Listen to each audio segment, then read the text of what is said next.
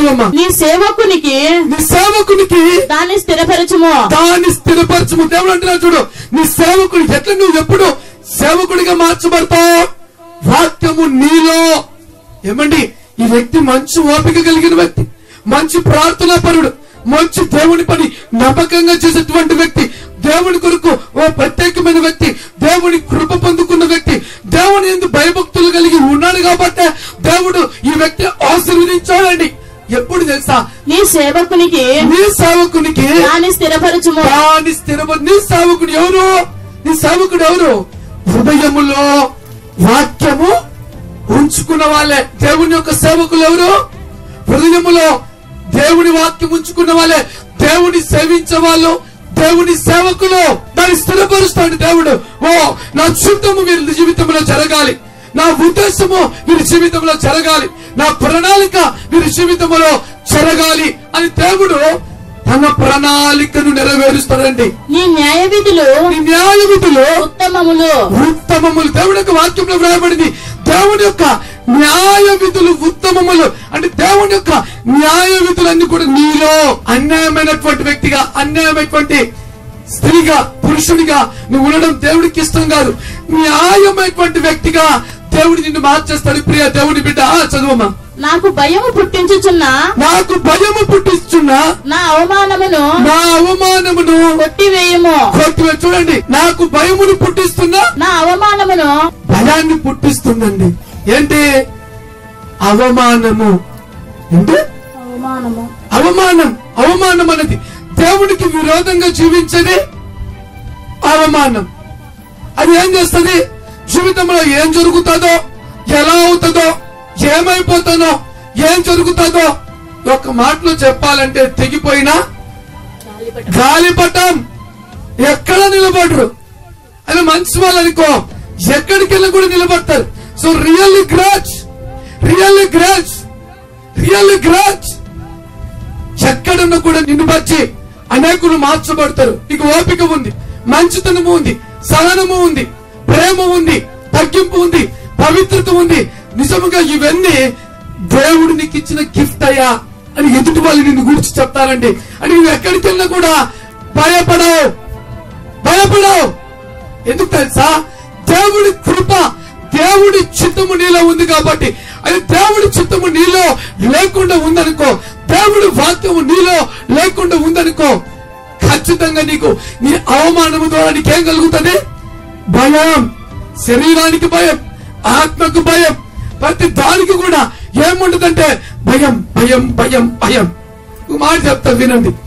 ఒక యవనస్తుడు ఒక డాక్టర్ దగ్గరికి వెళ్ళాడు. ఆ డాక్టర్ దగ్గరికి వెళ్ళి అతనికి ఉన్నటువంటి ప్రతి ప్రాబ్లం గురించి చెప్పాడు. ఇదిగో నా ప్రతి ప్రాబ్లము ఇదని. ఆ డాక్టర్ తల ఇదిలించుకొని ఆ డాక్టర్ కోర్స్ చదివేటువంటి పుస్తకాలన్నీ కూడా వెళ్ళి మొత్తం చదివి తిరిగేసి, ఈ పుస్తకాలలో ఇతనుకున్న రోగము ఎక్కడా లేదే అని ఆశ్చర్యపోయాడండి. అతనికి కలిగేటువంటి ప్రాబ్లం ఏం తెలుసా? ఆత్మరోగం. ఈ శరీర సంబంధించిన రోగానికి లేదా శరీరానికి సంబంధించినటువంటి వైద్యుడు లోక సంబంధమైన వైద్యుడు, ఆత్మకు సంబంధించిన వైద్యుడు. ఆత్మ చెడిపోయిందనుకో, ఆత్మ కులిపోయిందనుకో, ఆత్మ రకరకాల ఉద్దేశాలకు పాల్పంపులు పడిందనుకో, ఆత్మ నిలకడ లేదనుకో, ఆత్మ దేవుడి యందు లేదనుకో, ప్రపంచంలోని డాక్టర్లు అందరూ వచ్చి నిన్ను ఎంత పరీక్షించినా శరీర సంబంధమైన రోగాన్ని లేక శరీర సంబంధమైనటువంటి దాన్ని సరిచేయగలరేమో గాని ఆత్మ సంబంధమైనటువంటి రోగాన్ని సరిచేయలేరు. కానీ నీవు నేను ఆరాధించేటువంటి దేవుడు ఆత్మను శరీరాన్ని సరిచేసి తన చిత్తమును కుమ్మరించేటువంటి దేవుడు అండి. గట్టిగా చప్పట్లు పెట్టి దేవుని కనపరచండి. ఆత్మ చెడిపోకుండా దాన్ని కాపాడేటువంటి దేవుడు, ఆత్మను రక్షించేటువంటి దేవుడు, మహిమ కలిగినటువంటి యేసు ప్రభు వారి ప్రియ దేవుని బిడ్డ. ఆయన ఆత్మయ్య ఉన్నాడు కాబట్టి, ఆత్మ ద్వారా నువ్వు పుట్టావు కాబట్టి, ఆత్మను నీలో పుట్టింపజేసింది ఆయనే కాబట్టి, ఆత్మను నీలో కలగజేసింది ఆయనే కాబట్టి, ఆయన చిత్తము నువ్వు విన్నట్లయితే ఈ ఆత్మకు ఎటువంటి రోగము కలగదు. 10 మందికి రోగం అంటే భయం, రోగం అంటే అతి భయంకరమైన భయం అండి. రోగము కాడికి భయం ఏం తెలుసా? దేవుడు అంటే భయం ఉండదు. భయం రోగం భయం లేదండి. రోగం అంటే భయం లేదు. దేవుడు అంటే భయపడ్డామనుకో రోగానికి భయం. రోగం భయపడుతుంది. ఓహో నువ్వేంటి నీవెంత దేవుడి ఎదుట దేవుడి చిత్తము నా జీవితంలో జరిపిస్తాడు అని ఒక తీర్మానం తీసుకున్నాడు అనుకో రోగం భయపడుతుంది. నేను ఒక డాక్టర్ దగ్గరికి వెళ్ళినప్పుడు ఒక వ్యక్తిని తీసుకెళ్లి డాక్టర్ తో కలిసి మాట్లాడుతున్నా. డాక్టర్ సెలవిస్తున్నాడు. అతను బహుగా భయపడిపోతున్నాడు. కాళ్ళు వణుకుతూ ఉన్నాయి. భయపడుతున్నాడు. డాక్టర్ అంటున్నాడు, అయ్యా రోగం అంటే నువ్వు ఎందుకు ఇది భయపడుతున్నావా? రోగం కంటికి నువ్వెక్కువ భయపడుతున్నావా? రోగానికి ఇంత శక్తి లేదు. రోగానికి శరీరాన్ని దెబ్బతీస్తుంటే హృదయాన్ని ఏం దెబ్బతీదు. నువ్వు హృదయము భయపడుతుంది, శరీరము భయపడుతుంది, గడగడలాడుతున్నావు, ఎంత భయంకరంగా ఉన్నావు. ఈ విషయం తెలిసి ఎంత భయపడుతున్నావు ఎందుకు? ఏం కాదులే అన్నాడండి. కొంతమందికి భయం దేవుడి చిత్తము కాదు. నువ్వు దేవుడిలో ఉన్నావనుకో దేనికి కూడా భయపడవండి. దేవుడి వాక్యము నీలో ఉండిందనుకో ఈ ప్రపంచంలో ఏమి జరిగినా కూడా డోంట్ వరీ, ధైర్యంగా ముందుకెళ్ళడం మొదలు పెడతావు. దేవుడు నిన్ను ఎందుకు పుట్టించాడు, దేవుడి యొక్క చిత్తం ఏంటో, దేవుడి యొక్క ప్రణాళిక ఏంటో నీ జీవితంలో జరగడం స్టార్ట్ అవుతుంది. ప్రియ దేవుని బిడ్డ చదువమ్మ. నీ ఉపదేశములు నాకు అధిక ప్రియములు. ఎవరికి? దేవుడి చిత్తము జరగాలనుకునేటువంటి వ్యక్తి జీవితంలో దేవుడి ఉపదేశములు అధిక ప్రియములు. అంటే దేవుడి మాటలను చాలా ఇష్టపడతారు. ప్రియ దేవుని బిడ్డ దేవుడి మాటలకు విధేయత చూపిస్తారు, దేవుడి మాటలకు లోపడతారు. అంటే జీవితంలో వేటిని ఎక్కువగా ప్రేమిస్తారంటే దేవుడి యొక్క మాటలను. హల్లెలూయా. మీలో ఎంతమంది ఉన్నారు దేవుడి యొక్క మాటలను ప్రేమించే వాళ్ళు? చెప్పండి. భూమి మీద దేవుడి మాటలు ప్రేమిస్తున్నారంటే దేవుడు మీకు తోడుగా ఉంటాడు.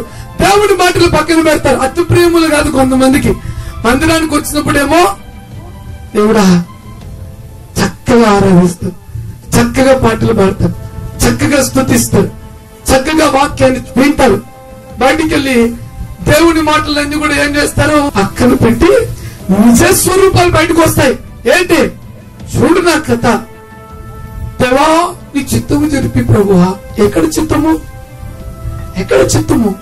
బయటికి వెళ్ళి నువ్వు మామూలుగా ఉన్నావనుకో దేవుడి చిత్తము జరగాలంటే జరగానే జరగదు. అదే విన్న వాక్యానుసారంగా నువ్వు చూపిస్తూ ముందుకెళ్ళావనుకో సో భూమి మీద అంతా కూడా దేవుడి చిత్తము నా జీవితంలో జరగాలి, ఈ విధంగా ఉండాలి, ఈ విధంగా నడవాలి, ఈ విధంగా మాట్లాడాలి, ఈ విధంగా విధేయత చూపించాలి, ఈ విధంగా తగ్గించుకోవాలి, ఈ విధంగా ప్రార్థించాలి, ఈ విధంగా దేవుడి మందిరానికి రావాలి అని నువ్వు దేవుడి వాక్యానికి విధేయత చూపించినట్లయితే ఖచ్చితంగా దేవుడి చిత్తము నీ జీవితంలో జరిగి తీరుతుంది. ప్రియ దేవుని బిడ్డ చదువు. నీతిని బట్టి నన్ను బ్రతికింపుము. నీ నీతిని బట్టి నన్ను బ్రతికింపుము అంటే దేవుడి చిత్తములో ఏముంది తెలుసా? నీతి. అందరిలాంటి వ్యక్తి కాదయ్యా, అందరిలాంటి వ్యక్తి కాదమ్మా, నీతి కలిగిన వ్యక్తి. దేవుడి చిత్తం ఏంది? ఆ నీతి మంతుడిగా, ఆ నీతి మంతురాలిగా జీవించడం కాదు. దేవుడి వాక్యము నీతో లేదా నీలో ఉన్నట్లయితే నీతి అనే దాన్ని బట్టి ఏంటండి ఒక మంచి నీతిమంతుడిగా మార్చబడాలంటే నీతిమంతమైన సబ్బులలో, షాంపులలో డబ్బుంటే నీతిమంతులు కాదు, డబ్బుంటే గొప్ప వాళ్ళు కాదు, బంగారు ఉంటే నీతిమంతులు కాదు. దేవుడి మాట లోపల ఉండి దాని ప్రకారం జీవించిన వాళ్ళే నీతిమంతులండి. దేవుడి చిత్తము జరిపించే వాళ్ళే. మాట అంటే తప్పరండి. నీతిమంతుడి జోలికి ఎవరు వచ్చినా దేవుడు ఒప్పుకోడు. నీతిమంతుడికి కలుగు ఆపదలు అనేకములు అయినా కూడా దేవుడు వాటన్నిటి నుంచి వాళ్ళు విడిపించి వారితో దేవుడు ఉండి నీతిని బట్టి నీవు నీతిమంతుడిగా, నీతిమంతురాలిగా మార్చబడాలి అంటే దేవుడి వాక్యము నీలో ఉండాలి. ఆ వాక్యమే నీ నీతిని బట్టి దేవుడి చిత్తము నీలో. రిలయన్స్ టవర్ ఉంటే రిలయన్స్ నెట్వర్క్ ఏ విధంగా పనిచేస్తుందో నీవు వాక్యము నీలో ఉంటే ఈ భూమిని నీతిమంతు వ్యక్తులుగా, నీతిమంతురాలిగా, నీతిమంతుడిగా దేవుడి కొరకు జీవించేటువంటి వ్యక్తిగా మార్చబడతావు. ప్రియ దేవుని బిడ్డ, నేను నీతిమంతుడిగా, నీతిమంతురాలుగా మార్చాలంటే అది దేవుడి వాక్యము నీలో ఉంటేనే తప్ప లేకపోతే జరగదు. నా ఇష్టానుసారంగా నేను జీవిస్తాను అనుకో, ఎంతో మంది జీవిస్తూ ఉంటారు ఈ లోకంలో. ఎంతో మంది హల్లెలూయా. ఈ లోకంలో దేవుని బిడ్డలు ఎవరు తెలుసా? నీతిని అనుసరించి జీవించేవాళ్ళు. దేవుడి వాక్యము నీలో ఉన్నట్లయితే ఆ నీతిని బట్టి దేవుడి చిత్తము నీ జీవితంలో జరుగుతుంది. ప్రియ దేవుని బిడ్డ, చదువు. నీ ఉపదేశము నాకు అధిక ప్రియములు. నీ ఉపదేశము నాకు అధిక ప్రియములు. నీతిని బట్టి నన్ను బ్రతికింపు. నీతిని బట్టి నన్ను బ్రతికించుము. యెహోవా, నీ కనికరము నా యొద్దకు రానిమ్ము. యెహోవా, నీ కనికరము నా వద్దకు రానిమ్ము. నీ మాట చొప్పున నీ రక్షణ రానిమ్ము. నీ రక్షణ రానిమ్ము. అప్పుడు నన్ను నిందించు వారికి నేను ఉత్తరం ఇవ్వగలను. హల్లెలూయా. అప్పుడంటే చూడు, నిన్ను నిందించే వారికి నువ్వు ఉత్తరం ఇస్తావు. నేను అటువంటి వ్యక్తిని కాదు. దేవుడు ప్రత్యేకించి పిలుచుకున్నాడు. దేవుడు ప్రత్యేకంగా నన్ను వాడుకోబోతున్నాడు. దేవుడు ఒక రక్షణ నా మీద ఉంది. నేను ఈ లోకంలో లోకానుసరమైన క్రియలు చేయను అని నీవే మాట్లాడతావు. ఎప్పుడు నీతి అనేది నీలో ఆపాది ఉన్నప్పుడు, కలిగినప్పుడు, దాని ప్రకారముగా నువ్వు జీవించినప్పుడే, లేకపోతే లేదు. ప్రియ దేవుని బిడ్డ, మూడోది దేవుడి చిత్తముని జీవితంలో జరగాలి అంటే కీర్తన 143వ కీర్తన 10వ వచనం చదువుకుందాం. నీవే నా దేవుడవు, నీ చిత్తానుసారంగా ప్రవర్తించుటకు నాకు నేర్పుము. చూడండి, మూడవదండి దేవుడి చిత్తము నా జీవితంలో జరగాలంటే ప్రార్థనా జీవితం. ఏంటి? ప్రభువా, నీ చిత్తానుసారంగా నేను జీవించుటకు నాకు నేర్పుము. హల్లెలూయా. ఏమంటే చాలా మంది నాకది, నాకిది, నాకింకొకటి అని అడిగి దేవుని సన్నిధిలో ప్రతిమాడుతూ ఉంటారు. అది ఇది అని అడుగుతూనే ఉంటారు, కానీ అద్భుతమైన అడగరండి. ఏంటి అద్భుతమైన దీవెన? ప్రభువా, ఈ భూమి మీద అన్ని నీయేగా, నీకు ఇష్టమైన జీవితం నీకు ఇష్టానుసారమైన జీవితం. ఎంతమంది అడిగారండి ఈ ప్రార్థనలో? చెప్పండి చూద్దాం. నా జీవితంలో అడిగా, నా జీవితంలో నా చిత్తం ఉండకూడదు ప్రభా, నా ఆలోచనలు ఉండకూడదు ప్రభా, నా తలంపులు ఉండకూడదు ప్రభా. నేను నా ప్రభు కొరకు జీవించాలి. ఎందుకు నువ్వు నన్ను పుట్టించావో, ఎందుకు నువ్వు నన్ను పిలుచుకున్నావో, నీ ప్రణాళిక ఏందో, నీ ఉద్దేశం ఏందో అది పరిపూర్ణము చేసుకో ప్రభా. ఎందుకు తెలుసా ఈ మాట నేనంట? ఎందుకంటే తెలుసా, ఈ భూమి మీద పుట్టింది మొదలుకొని ఆదాము అవ నుంచి ఇంతవరకు ఇసుక రేణువుల్లో, ఒక ఇసుక రేణువులో 1,00,00,000% తీసినా కూడా ఆ 1,00,00,000% కూడా ఎత్తుకుపోయేట్టు దాఖలాలు లేవు. సో ఏమిలో అన్ని వదిలిపెట్టిపోవాలా. అన్ని వదిలిపెట్టిపోయినప్పుడు నువ్వు ఎలా జీవించావో ఎవరికి తెలుస్తుంది? నీతిమంతుల్ని జ్ఞాపకం చేసుకోవడం ఆశీర్వాదకరం కదా. అయితే ప్రభా, నేను కూడా రేపు పోయేటప్పుడు ఏమి ఎత్తుకెళ్ళదు. అయితే నీ ఇష్టకరంగా జీవించే జీవితం నాకు ప్రభా అని అడగడం మొదలు పెట్టానండి. సో దేవుడి వాక్యం సెలవిస్తుంది, దేవుడి చిత్తము చొప్పున నువ్వు జీవించాలంటే నీ ప్రార్థన ఎలా ఉండాలంటే, ప్రభా, ఒకవేళ నేను నీ దగ్గర నుంచి గొప్ప దీవెనలు పొందుకోకుండా ఉండేదానికి నా ఇష్టానుసరమైన జీవితాలు ఉన్నాయేమో, నా తలంపులు ఉన్నాయేమో, నా ఉద్దేశాలు ఉన్నాయేమో, అవి వద్దు. నీ ఇష్టానుసరమైన జీవితము నాకు ప్రభా. కొంతమంది ఏ ప్రార్థన చేస్తూ ఉంటారు తెలుసా? చదువమ్మా, మత్తయి సువార్త 6వ అధ్యాయం 10వ వచనం. పరలోకమందున్న తండ్రి, నీ నామము పరిశుద్ధపరచబడును గాక, నీ రాజ్యము వచ్చును గాక, నీ చిత్తము పరలోకమందు నెరవేరునట్లు భూమి యందు నెరవేరును గాక. దేవుడు పరలోకమందు నెరవేరినట్టు భూమి యందు నెరవేరును గాక అంటారు. కానీ దేవుడి వాక్యానుసారంగా మనం జీవిస్తాగా పరలోకమందు నెరవేరినట్లు భూమి మీద కూడా నెరవేర్చబడది. ఈ ప్రార్థన చేస్తారు కానీ జీవించరు. ప్రార్థన చేస్తే కుదరదు. ప్రార్థన చేసిన తర్వాత పరలోకమందు నా తని నీ చిత్తము నెరవేర్చినట్లు భూమి మీద కూడా నీ చిత్తము నెరవేర్చుడు కాక అంటే ఈ భూమి మీద నీవు దేవుడి చిత్త ప్రకారంగా జీవించినప్పుడే ఈ భూమి మీద కూడా ఆయన చిత్తం నెరవేరుస్తాడు. ప్రభా, పరలోకంలో నీ చిత్తం నెరవేర్చింది, భూమి మీద నా ఇష్ట ప్రకారంగా జీవిస్తా, నీ చిత్తం నెరవేర్చు ప్రభా అంటే దేవుడు ఏమంటాడు తెలుసా? చాలా మందిని చూసినప్ప ఈ భూమి మీద నువ్వు తిరిగింది, నువ్వు మాట్లాడింది, నువ్వు వెళ్ళిన ప్రతిదీ కూడా దేవునికి తెలుసు. కాబట్టి నాకు ఇష్టకరంగా ఎక్కడ చేస్తావు, ఏ విధంగా ఉన్నావు, నా చిత్తము నెరవేర్చమన్నావు, నాకెక్కడ లోపడ్డావు నో నో నో. దేవుడు అంటాడు నో నో నో, నా చిత్తం నెరవేర్చాలంటే నా మాటకు లోబడాలి. పరలోకమును నెరవేర్చుంటూ భూమి మీద నెరవేర్చబడి, పరలోకమును నెరవేర్చుంటూ నేను నెరవేర్స్తాను భూమి మీద కూడా. అది నెరవేర్పు కావాలంటే నీలో దేవుడికి ఇష్టమైనటువంటి జీవితము ఉందా? దేవుడు ఎన్నైనా అద్భుతాలు చేయగలిగిన దేవుడు అండి. ఒక్కటి దేవుడు అడిగే, ఆయనకి ఇష్టమైన జీవితం, నీ చిత్తానుసరమైన జీవితం నాకు ప్రభా. నేను దేవుని సన్నిధిలో అడగడం మొదలుపెట్టి, నన్ను ఎందుకు పుట్టించావు, నీ ప్రణాళిక ఏంటో, నీ చిత్తం ఏంటో, నీ ఆలోచనలు ఏంటో, నీ చిత్తానుసారంగా చూపించే అద్భుతమైన జీవితం నాకు ప్రభా. ఎందుకంటే నా ఆలోచనలు వేరు, నీ ఆలోచనలు వేరు. అందుకే దేవుని సన్నిధిలో ఇంతవరకు నేను ఎలా ప్రార్థన చేసేవానంటే, ఇలా దేవుని సన్నిధిలో చేతులు పైకెత్తి ప్రార్థన చేసేవాను. తర్వాత దేవుడు నాకు ఒక ప్రత్యేకమైన రీతిలో నాతో మాట్లాడుతూ ఉంటే నేను ఇలా చేతులు ఎత్తి ప్రార్థన చేయడం మానేసిన. ఎందుకు మానేసిన తెలుసా? ఇలా పెట్టేసిన షర్టు, ప్రభువా నన్ను ఎందుకు నువ్వు పుట్టించావో, ఎన్ని దీవెనలు నా మీద కుమ్మరించాలనుకున్నావో అవన్నీ కుమ్మరించు, అవన్నీ నీ మహిమ కొరకు నేను వాడబడతా. ఈ భూమి మీద నాది నాకు అనేది ఉండకూడదు ప్రభా. నేను నీతో నీకు ఇష్టకరంగా జీవించాలనుకున్నా ప్రభా. నా ప్రార్థన వినే, నాది అనేది లోకంలో లేదు ప్రభా అని ఇలా నేను అడిగితే రోజు అడుగుతా, ఇలా అడిగితే రోజు అడుగుతా. ఇలా అడిగాను అనుకో ఎలా ఉంటుంది పరిస్థితి?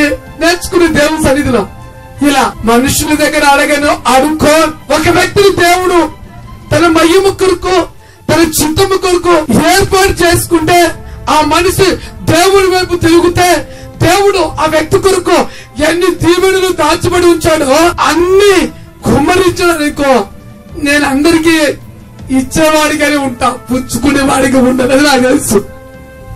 అడుక్కునేవాడిగా ఉండను, ఇచ్చేవాడిగానే ఉంటా. నాకెన్ని దీవెనలు ఇచ్చాడో, ఎన్ని ఆశీర్వాదాలు ఇచ్చాడో, ఎంతో అభిషేకం ఇచ్చాడో, ఎన్ని దర్శనములు ఇచ్చాడో, ఎన్ని ప్రవచనాలు ఇచ్చాడో, ఎన్ని అద్భుతాలు ఇదిగో నీ పరిచర్యలో నీ సేవలో చెయ్యి అని దేవుడు నాకు కుమ్మరించాడో అన్ని నేను నా ప్రభు కొరకు వాడుకుంటా ప్రభా, వాడబడతాయి ప్రభా. ఎందుకంటే నీ చిత్తము నా మీద కుమ్మరించి ప్రభా అని నేను ఇలా ప్రార్థన చేయడం మొదలు పెట్టినప్పుడు నాకైతే బహు సంతోషం అనిపించిందండి.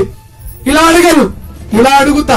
నా ప్రార్థన గదిలోకి వెళ్తే నా శక్తి ఇలా అంటది, ప్రభువా నా మీదకి నీ దీవెనలు చూడు ప్రభువా, నాకి ప్రభువా నా హృదయాన్ని చూడు. ఈ లోకములో లోకానుసారంగా జీవించాలని ఉద్దేశం ఉంటే నాకు ఏమి ఇవ్వవద్దు, నీ కొరకు జీవించాలంటే నువ్వేగా నన్ను పిలిచింది, నువ్వేగా నన్ను పుట్టించింది, నువ్వేగా నన్ను కలగజేసింది, నువ్వేగా ప్రకటించమంది. నేను ఏం ప్రకటించాలో అవన్నీ కూడా నాకు దయచేయి. ఇలా అడగడం మొదలు పెట్టానండి. నీవు కూడా నీ జీవితంలో ఎప్పుడైతే దేవుని సన్నిధిలో అడగడం మొదలు పెడతావో, ప్రభా నీ చిత్తానుసారంగా ఈ భూమి మీద జీవించేటువంటి జీవితం నాకు ప్రభా అని ప్రార్థన జీవితం ఉంటుందో, దేవుడు కూడా తన మహిమను, తన దీవెనలను, తన ఆశీర్వాదాలను, తన చిత్తమును నీ మీద కుమరిస్తాడండి. గట్టిగా చప్పట్లు కొట్టి దేవుని కనపరుస్తామా? హల్లెలూయా. చదువమ్మా. పరలోకమందున్న మా తండ్రి, నీ నామము పరిశుద్ధపరచబడును గాక, నీ నామము పరిశుద్ధపరచబడును గాక, రాజ్యం వచ్చును గాక, నీ రాజ్యము వచ్చును గాక, నీ చిత్తము పరలోకమందు నెరవేర్చినట్లు భూమి యందు నా చిత్తము ఏంటంటే హల్లెలూయా, భూమి యందు నెరవేరును గాక. నా దేవుడి చిత్తము నా యందు నెరవేరును గాక. నా దేవుడి చిత్తము నా యందు నెరవేరాలంటే ఆయనలో, ఆయనకి ఇష్టకరంగా, ఆయనకు మహిమకరంగా నువ్వు జీవించడం మొదలు పెట్టినట్లయితే ఖచ్చితంగా జరిగి తీరుతుంది ప్రియ దేవుని బిడ్డ. కాబట్టి నిన్ను పరీక్షించుకోవాలి, పరిశోధించుకోవాలి. దేవుడి చిత్తానికి నువ్వు అప్పగించుకున్నావా, నీ చిత్తానికి నువ్వు అప్పగించుకున్నావా? పరీక్షించుకో ప్రియ దేవుని బిడ్డ. నాలుగవది, ఒక వ్యక్తి పట్ల దేవుడి చిత్తము జరగాలి అంటే నాలుగవ భాగం దేవుడితో సంబంధం ఏర్పడుతుందండి, మనుషులతో కాదు. దేవుడి చిత్తం ఒక వ్యక్తి జీవితంలో జరగాలి అంటే దేవుడితో సంబంధం ఏర్పడుతుందండి. దేవుడితో సంబంధం వెళ్ళిపోతే ఆ ఇంటోళ్ళని మేము కలుపుకున్నామండి, మా ఇంటోళ్ళను వారికి ఇచ్చామండి, ఈ విధంగా మా సంబంధము సెట్ అయిపోయిందండి అంటూ ఉంటారు. సేమ్ నీతో దేవుడు కూడా నా చిత్తము జరగాలి అంటే వాళ్ళకు నాకు మధ్య ఒక సంబంధం అనేది కలుగుతుందంట. ఆ సంబంధం లేకపోతే దేవుడి చిత్తము జరగదు. మత్తయి సువార్త 12వ అధ్యాయం 50వ వచనం చదువుకుందాం. పరలోకమందున్న నా తండ్రి చిత్తము చొప్పున, పరలోకమందున్న నా తండ్రి చిత్తము చొప్పున చేయువాడే నా సహోదరుడు. పరలోకమందున్న నా తండ్రి చిత్తము చొప్పున ఏందంట? ఇప్పుడు చెప్పండి, నాతో దేవునితో సంబంధం కావాలా వద్దా? ఉండదండి. బైబిల్లో ఒక మాట ఉంది, ఆ మాటని పంచుకోవాలని ఆశ కలిగి ఉన్నా. ఏంటో ఆ మాట పంచుకొని ముగిస్తాం. సో పరలోకమందున్న తండ్రి చిత్తము చొప్పున చేయువాడే, తండ్రి చిత్తము చొప్పున చేయువాడే నా సహోదరుడును, నా సహోదరియు, నా తల్లియు అని. ఏంటంటే దేవుడి బంధం, దేవుడి యొక్క బంధం. నా సహోదరుడు, నా తల్లి, నా సహోదరుడు, నా సహోదరి. దేవుడు అంటున్నాడు బంధము. దేవుడి చిత్తము జరగాలి అంటే దేవుడితో బంధం ఉంటుందండి. ఒక మాటలో నేను చెప్పాలి అంటే దేవుడితో సంబంధం కుటుంబ సంబంధం లాంటిది కాదు. మనం అనుకుంటాం దేవుడితో సంబంధం కుటుంబ సంబంధం కంటే ఎక్కువైంది, ప్రియమైనది, ప్రధానమైనది. ఆయన మాటలోని భావం అది. కుటుంబం సంబంధం కాడికి దేవుడితో సంబంధము ప్రధానమైనది, ముఖ్యమైనది, అద్భుతమైనది, ఆశ్చర్యకరమైనదని దీని భావం.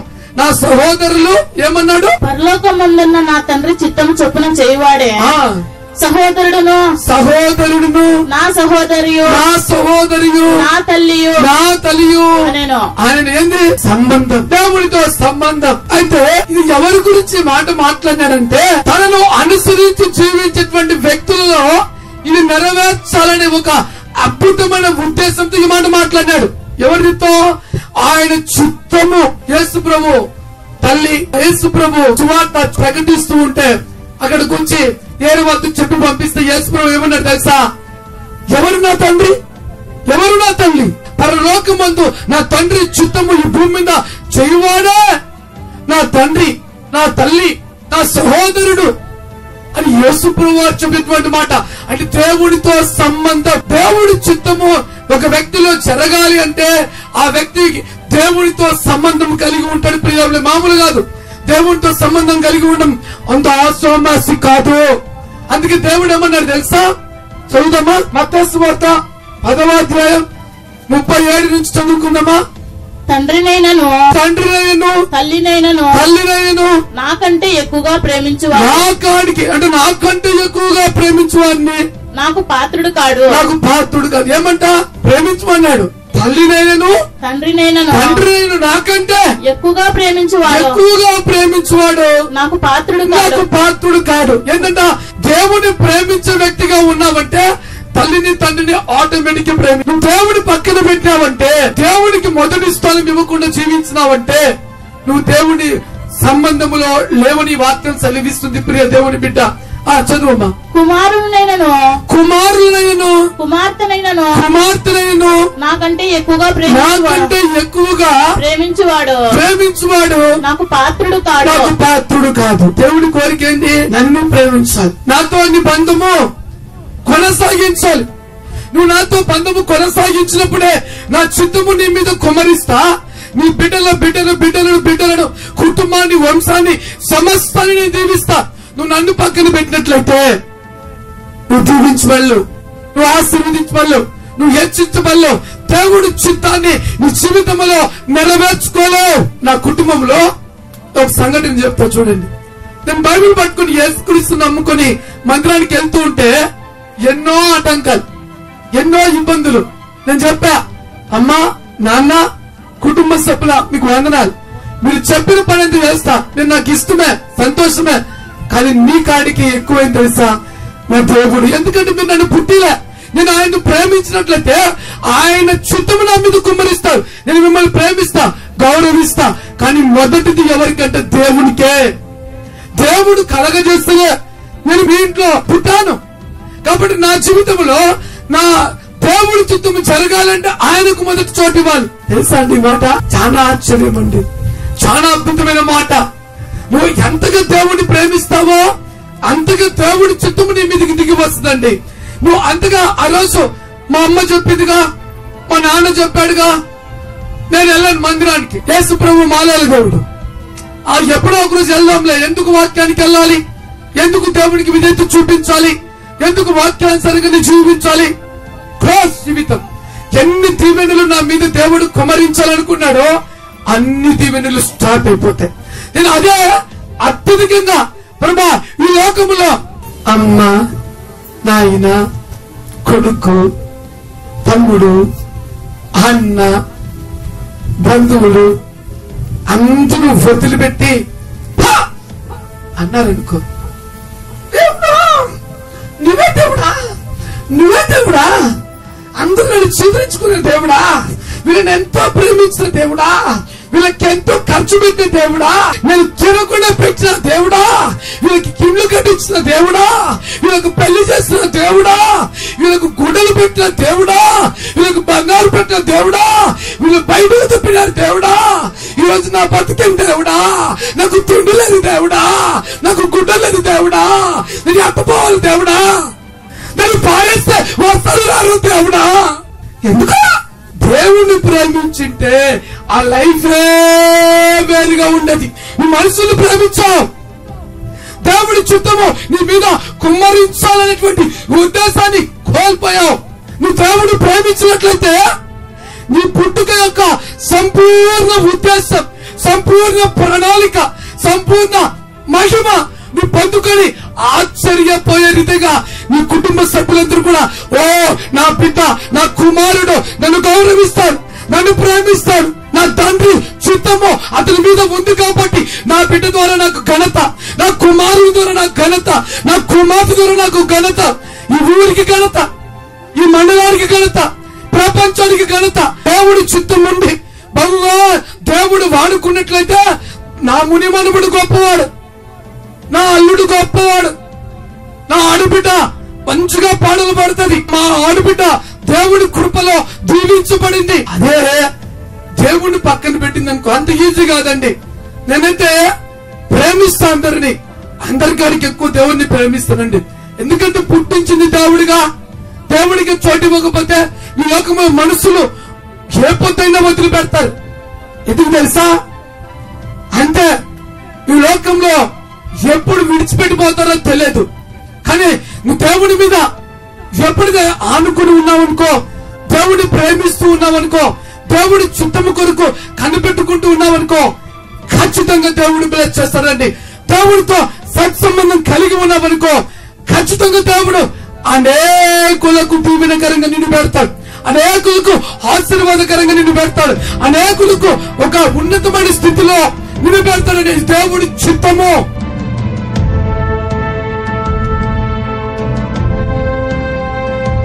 పరిశుద్ధుడా, ప్రేమ కలిగిన తండ్రి, గొప్ప దేవా, నీకే నిండు మనసుతో కృతజ్ఞతాస్తుతులను చెల్లిస్తున్నా. ప్రతి బిడ్డను ఒక ఉద్దేశంతో నువ్వు పుట్టించా ప్రభువా. నీ వాక్యము నీ బిడ్డలో ఉన్నట్లయితే, నీ వాక్యానికి విధేయత చూపించినట్లయితే ఈ లోకంలో తను నీ పరిపూర్ణమైన చిత్తమును కుమ్మరిస్తా ఉన్నావు. ఈ వాక్యమున్న ప్రతి బిడ్డ జీవితంలో నీ చిత్తమును కుమ్మరించండి. ఈ నామము ప్రచురము చేయు నిమిత్తము తను నువ్వు పుట్టించినటువంటి బిడ్డలు తండ్రి నిన్ను గణపరిచినట్లుగా సహాయము చేయండి. ప్రేమతోను, సమాధానముతోను, సంతోషముతోను, ఆనందముతోను నీవు కలగజేసిన నీ బిడ్డలు నిన్ను కొనియాడి ఎన్ని దీవెనలైతే నీ బిడ్డల కొరకు సిద్ధము చేశావో అన్ని దీవెనలు కుమ్మరించండి. పరలోకమందున దీవెనలు, భూలోకమందున దీవెనలు, సమస్త విధమైన దీవెనలు, నీ మాట వినినట్లయితే గిన్నె నిండి పొర్లిపోయే దీవెనలు కుమ్మరిస్తాన్నావుగా. ప్రతి విధమైన దీవెనలు కుమ్మరించుమని సర్వశక్తివంతుడైన యేసయ్య నామములో అడిగి దీవెనలను, మేళ్లను, ఆశీర్వాదములను పొంది ఉన్నాము తండ్రి. ఆమేన్.